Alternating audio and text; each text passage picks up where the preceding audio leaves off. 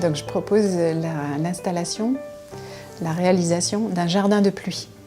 Donc un jardin de pluie, c'est un jardin qui se situe souvent sur les trottoirs ou sur une place et qui est décaissé, c'est-à-dire qui est un peu en dessous du niveau du trottoir ou de la place, dans lequel on va mettre des végétaux qui sont capables de survivre à des variations hydriques importantes, donc des périodes d'eau et des périodes sèches, qui vont en fait récupérer les eaux de pluie lorsqu'il y a des averses sur la place ou sur le trottoir. L'avantage, c'est que plutôt que d'avoir de l'eau qui va ramasser toute la pollution de toute l'avenue jusqu'à arriver dans la cuve, et là on a de l'eau qui est vraiment très polluée en bas, le fait de mettre un petit barrage avant, on a de l'eau qui est moins polluée.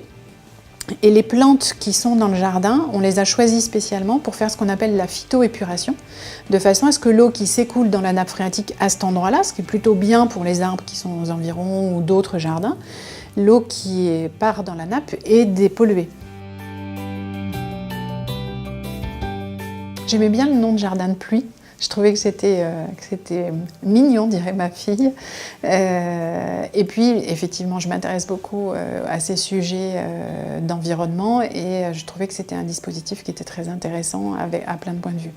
On pourrait par exemple aussi, d'ailleurs, c'est ce qu'on évoquait là pendant le jury, imaginer que ce soit, si on en fait un premier, que ce soit l'occasion aussi d'avoir une explication justement sur tout ce qui tourne autour de ce sujet des eaux pluviales. Outre la pollution que j'évoquais,